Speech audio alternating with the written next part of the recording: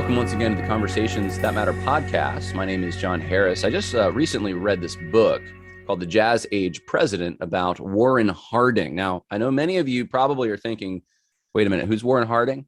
You know, is he was a president, I know that, but what did he do exactly? And you probably don't have any thoughts coming to your mind about what he accomplished, because even in my general history books that I read growing up, it basically they usually say that he didn't really do anything. And so there's nothing memorable that many of us have when we think of Warren Harding, but that couldn't be further from the truth. And I have with me Ryan S. Walters to explain, he's the author of The Jazz Age President, to explain what I find to be not just the significance, but the admirable qualities that Warren Harding had. So Ryan, thank you so much for joining me and being willing to discuss this. Thank you so much. It's good to be back. Yeah, we've done this, I think, our third interview, if I'm not mistaken, second or third. And I know the last one we did was on the Apollo 1, and now it's Warren Harding. And I've noticed there's a pattern with you with some of the books that you publish. You're not doing the big, you're not doing like Abraham Lincoln's 1700th biography. You're picking places that haven't really been focused on so much. Is there a reason for that? Yeah. And I did the same thing with Grover Cleveland. Grover Cleveland, that's right. That's the other one I was thinking of. Yep. Grover Cleveland. A lot of these guys have been maligned. I call Harding the most maligned president in American history. And the reason for that, aside from the fact that he is, I mean, when you read the stuff historians have said about Harding, it's pretty terrible. They've been doing it for 100 years.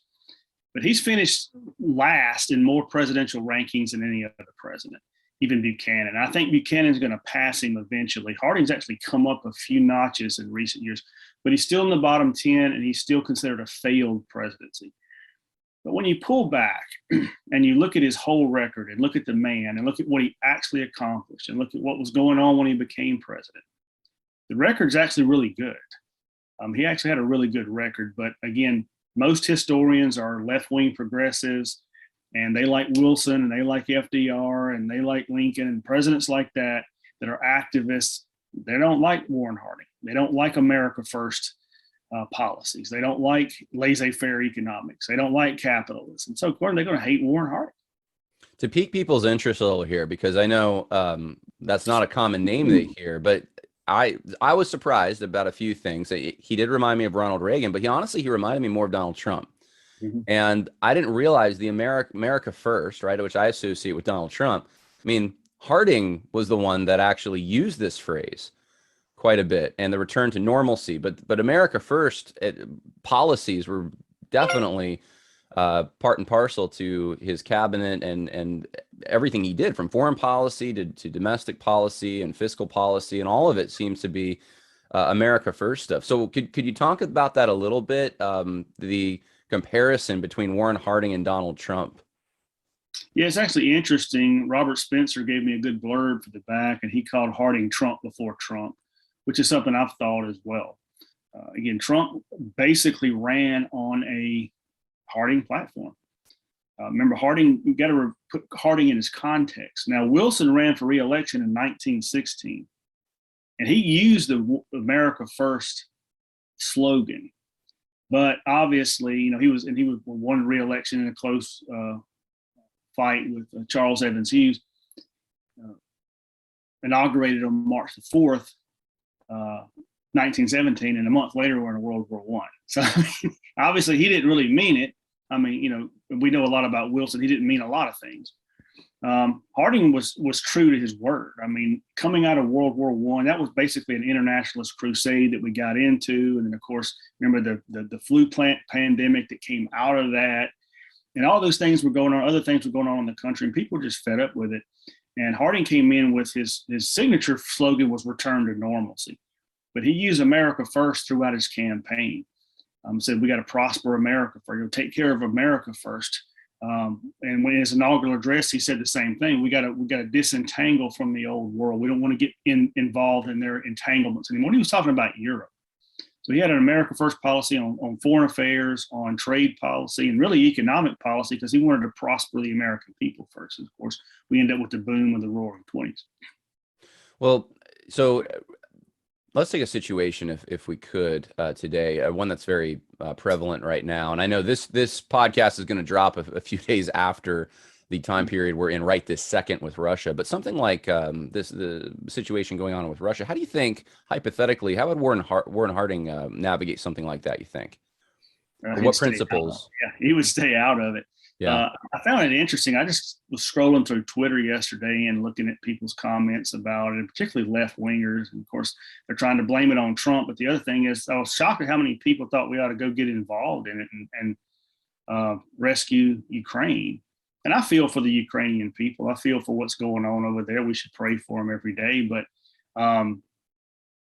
I just kept thinking, what, do we want to get into an entanglement with a nuclear armed Russia over Ukraine? Do you want to sacrifice your country for Ukraine? I mean, if it turned nuclear, Harding would be again, we're going to disentangle ourselves from the old world. In other words, their squabbles are their squabbles, and we want to sacrifice American lives and spill American blood for somebody else. Now, understand, he was in the Senate. Germany's unrestricted submarine warfare, that pushed a lot of people to support the war. He voted for the war and supported the war. But when it was over, his position was we need to return to a more traditional, non-interventionist foreign policy. Okay. And that's what he pushed as president. Now, one of the things that you talk about, another situation I want to bring up as a parallel in some ways, it's not perfect, but you had, I didn't realize this because BLM doesn't focus on this today in their narrative as much, but you had race riots and of course the socialist terrorism attacks kind of at the same time.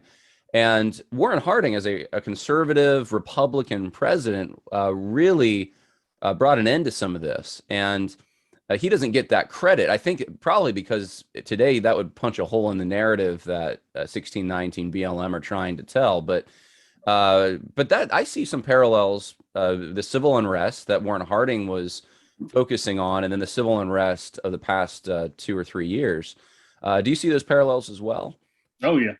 That was one of the things I wanted to do, was put Harding in its proper context. There was one scholar who tried to say that, or a couple of them actually, that tried to say that Harding was not a great president because he didn't really accomplish anything while he was in office, and that he didn't have any great problems to overcome. These scholars like presidents who overcome crisis and come into a crisis presidency. That's not true at all. I mean, when you look at, there's a lot going on in the country, and most things people didn't know was happening today. And not only coming out of World War I and the flu pandemic, but beginning in late 1918 into 1919. And 1919 was an awful year.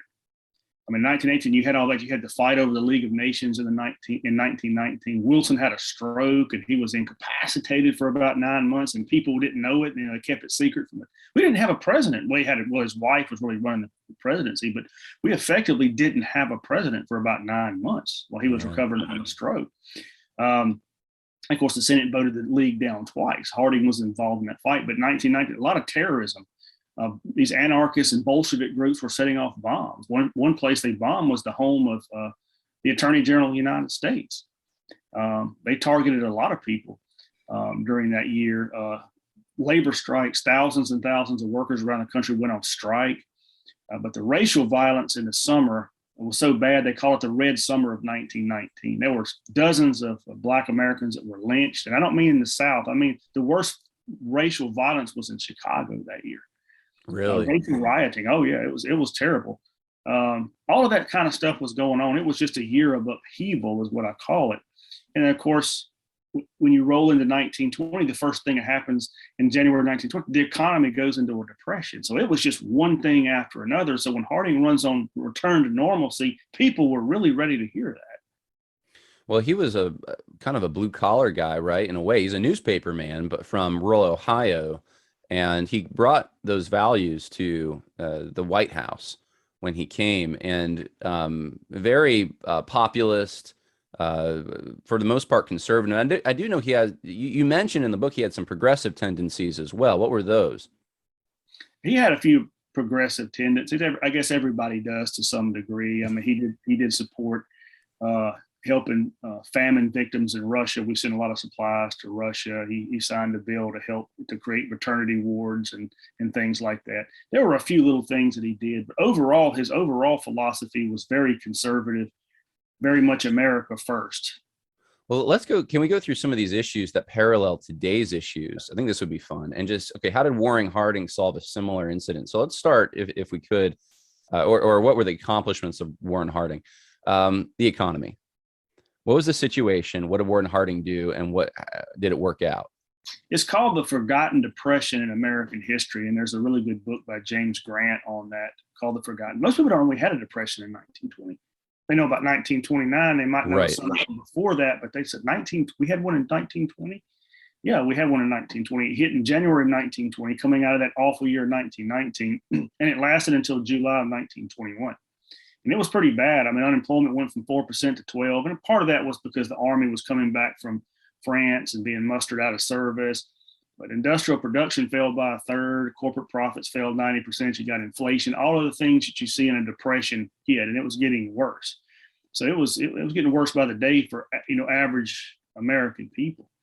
So Harding comes into office and does not have a stimulus plan.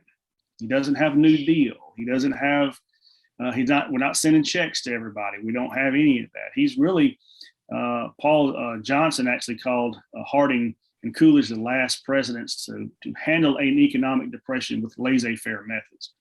So their method was cut spending, cut taxes, cut regulations. Those kind of things is what he did. He cut taxes. The top rate on taxes, the income tax, had gone up above 70% during World War I. They cut that down. Harding and Coolidge cut that down to 25%. Spending was cut 50% across the board. I mean, that would be like today us walking in and cutting spending by half, just gutting it by half in 1 year. So spending was cut in half. Regulations set aside, things like that to free up the economy. And business were happy about it. They were happy when Harding was elected and Coolidge came in. You can see the headlines. I have some of them in the book. That business was really happy because Wilson had really strangled them throughout his entire presidency, and particularly during World War I. So they were ready to bust loose, and they did in the 1920s. We almost get another industrial revolution. I mean, and the thing about it is, when you look at the statistics, people say, well, I'm sure it was trickle-down economics and the rich got rich and the poor got poor. Not true. Look at the wages. Wages grew for every single class of American, and they grew the most at the bottom because people were getting jobs in Ford plants, building cars, and cars and all these kind of things exploded, industrial production. So people were getting very good jobs, what helped everybody. And the economy boomed during the 1920s. We've never seen a decade like that. We've never seen a decade where we average 7% growth a year. He made them the roaring 20s.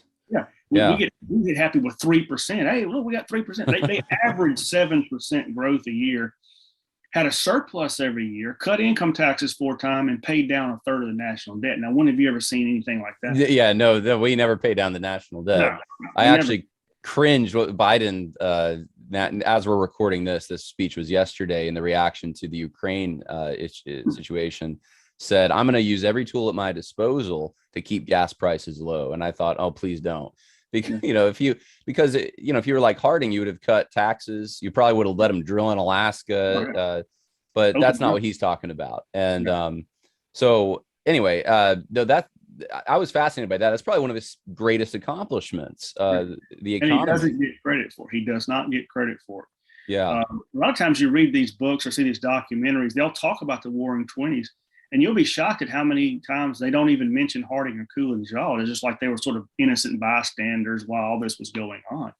No, they put in the right policies, and the economy took off because they just backed off and let people go, and that's the result of it.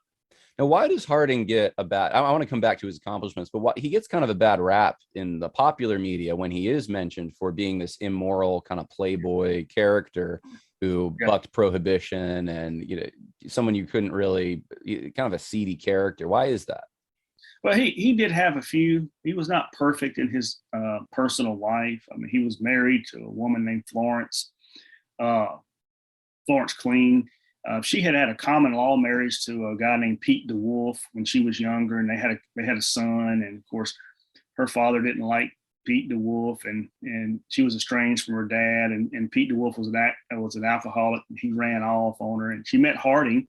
And Harding owned the Marion Star there in Marion, Ohio. He was a businessman, and she met Harding, and they got married. And I think their marriage was more of a partnership. They never had any children together. And of course, the success of the newspaper is largely attributed to her. She had a very good business mind, and it was a very big success financially for the Hardings. Harding did have a couple of extramarital affairs earlier in his life. One with a woman named Carrie Phillips, and then another one with Nan Britton. That's the most infamous one. We do know now that Nan Britton had a daughter, and she said it was Harding's at the time. We do know now through DNA that it was Harding's. Again, what was going on between Mr. and Miss Harding, I don't know the issues, but not while he was president. The way they trash him is he was a rowdy, like you say, playboy, drunk. Had all these wild parties in the White House and all this kind of stuff. And you see this in films and things. None of that's true. Harding had knocked a lot of that off. He even quit drinking alcohol when he was president. There was none of that kind of stuff. And I have three primary sources of people that worked in the White House who testified of that there was none of that kind of stuff going on. One of them was Secret Service agent.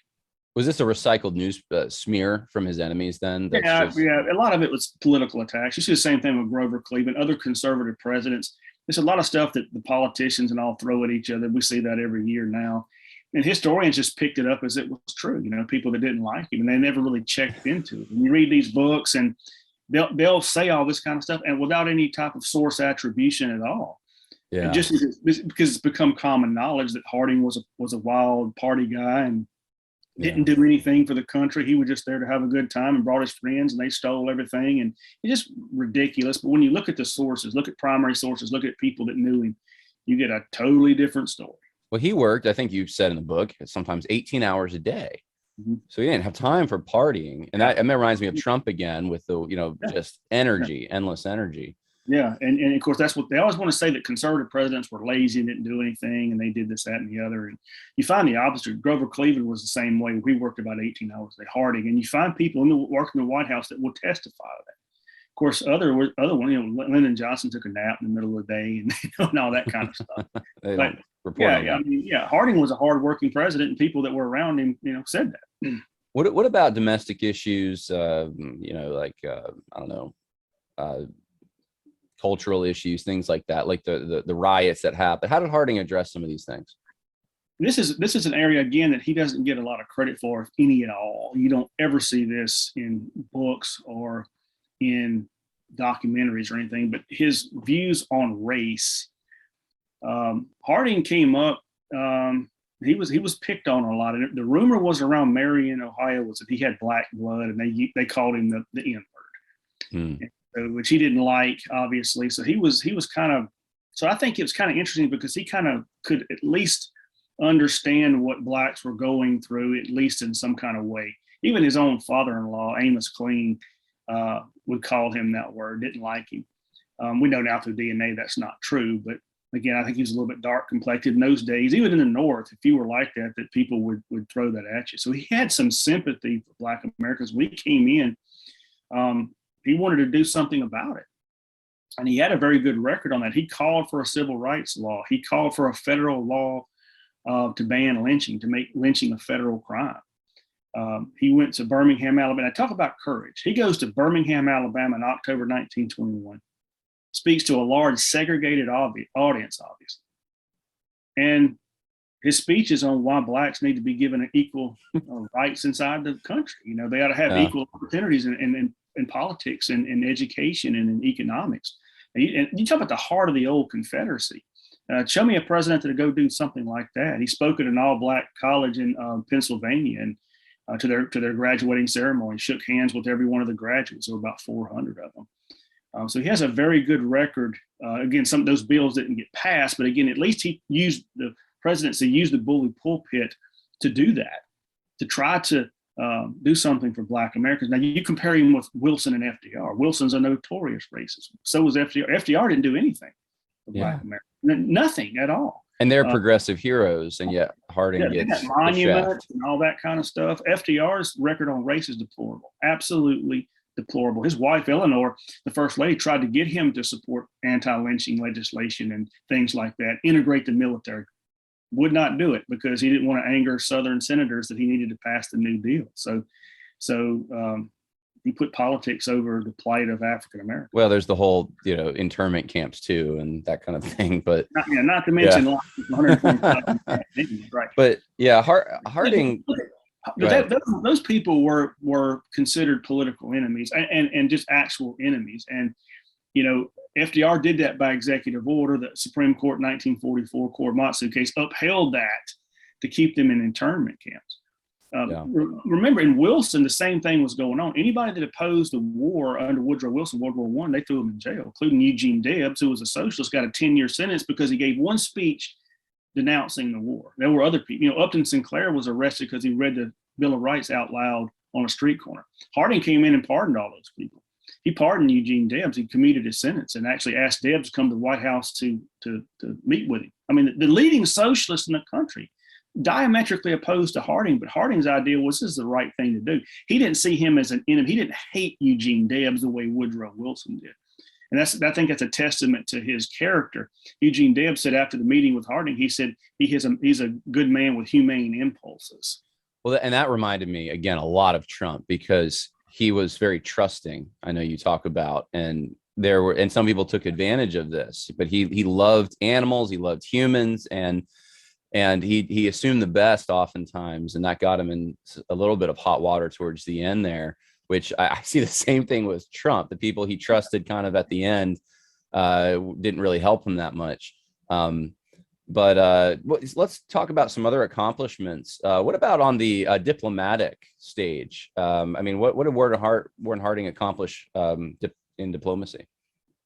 His foreign policy, again, is another area where he gets no credit at all. But when you look at what he accomplished in foreign policy, and remember, Harding served 882 days in office. He died in 1923. When you look at his accomplishments, it's pretty impressive in every aspect, what he was able to do in that length of time. It's about 100. He was about 150 days less than JFK was in office, and he accomplished a lot more than Kennedy did. And I look a lot at his foreign policy because it's quite impressive. I mean, he formally ended World War I. We still had troops in the Rhineland in Germany. He withdrew those troops. He called a World War Foreign Debt Commission because debts were through the roof. These governments had so many debts. We were owed $10 billion by Europe, and of course Germany's reparations. They tried to straighten a lot of that out. His biggest accomplishment was the Washington Disarmament Conference that he called, that met in November 1921 until February 1922, because the big, powerful, feared weapons of the day were naval weapons. This is before air power was fully developed, certainly long before nuclear weapons. So people feared the Navy, and that was at least part of the reason for World War I, the great German-Britain naval race that led up to World War I. So they called this conference, and the idea was to put limits on naval weapons, and they were able to do that. They also banned poison gas for use on the battlefield. There were also some treaties, but particularly in the Pacific realm, there was some agitation and things with Japan. Japan wasn't happy. We've been antagonizing Japan, and they've been antagonizing us since we took the Philippines. Actually, before that, there were a lot of little issues.